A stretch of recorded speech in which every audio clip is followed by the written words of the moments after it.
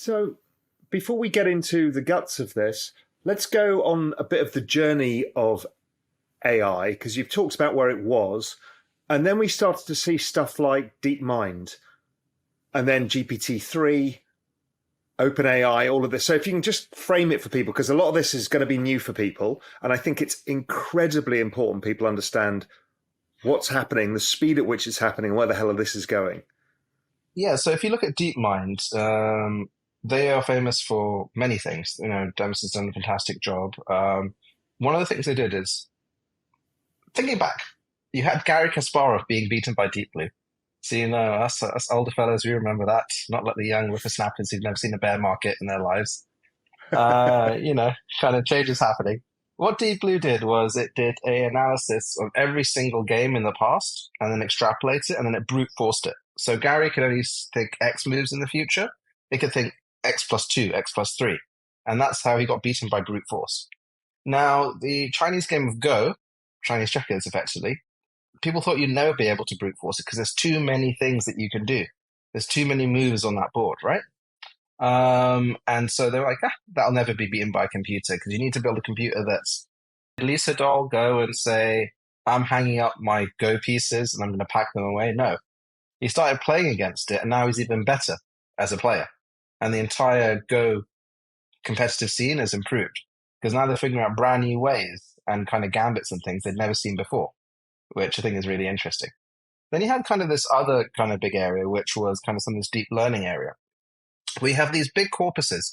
And, like I said, you can do extrapolations and stuff, but you don't understand meaning.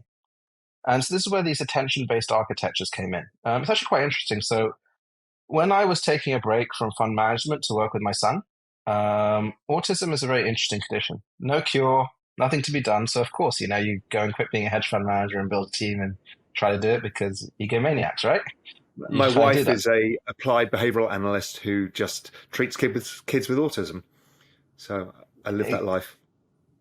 Exactly. So applied behavioral analysis uses variable rewards and a lot of the stuff you use in video games to rebuild words. So if you have a stroke or you have autism, you haven't basically said can, right? So the word can mean I can, it can mean that can, it can mean the can, lots of different things. But because there's so much noise in the brain, which is why you see a lot of kids and adults with autism not being able to handle large amounts of information. I have Asperger's myself, image to word model. And at the start of last year, we figured out how to bounce them off each other. So it would generate an image, and then it'd check if that image was the same as the prompt, and it'd go back and forth, back and forth, back and forth. And after 10 minutes, you generate a simulacrum of an image from the word input. So words go in, images come out. And we're like, holy crap. It looks a bit mushy, but that's insane. It can generate an image of anything, but it isn't high quality. Then what happened is that OpenAI and us accelerated that whole space because we thought it was freaking cool and put lots of research into it until you got to the point now whereby you can put in Robert De Niro as Gandalf and 1 second later you get an image output. So the first output of that was that hit the mainstream was DALL-E from OpenAI. That was in April of this year. So you can say a cyberpunk goth girl overlooking Neo Tokyo and boom, 8 seconds later it's generated. And this is a totally unique creative image that did not exist in the world before, right? It did not exist in the world before. All the data that went into that, so it was about 600 million images, it can't recreate any of those images. Instead, it's learned the principles of that. So again, it's the principle-based analysis, which is insane, right? Because it's like, again, it's the heuristic stuff that we do all the time. And it can combine different concepts. So you can say a Van Gogh, you hang out with someone with too low a rating, your rating starts to go down. 8 million people in China can't use planes or trains. It's behavioral economics, right? Done by AI. It's gamified life. Life has become a video game. That's right. And AI is the extra sauce on top. But now you think about it, the entire Web 2, as it might were, was basically Facebook and Google. It was AI. Big data models. And now you've moved to the big model era, where to build these models, you need to have the best data, amazingly smart people, and freaking supercomputers. By freaking supercomputers, I mean like supercomputers that are multiple times faster than NASA's supercomputers, because that's what compresses this data down into knowledge. So information to knowledge almost, because knowledge is when you extract the principles from information, right? And then wisdom is when you apply it to today. So we had this sudden knowledge extraction system. So I looked at that and I was like, the only people that can build this are NVIDIA, Meta, Google slash DeepMind, Microsoft slash OpenAI. And how are they aligned? What does it look like? Because this is super powerful technology that can be used to target us ads better than anything else. Or it can be used to change our mind because it's convincing. You see GPT-3 writing. You can't tell it's not a human, right? You look at the audio versions. You can't listen and say it's not human, like technology that can make people's lives better from the people that could benefit from it the most.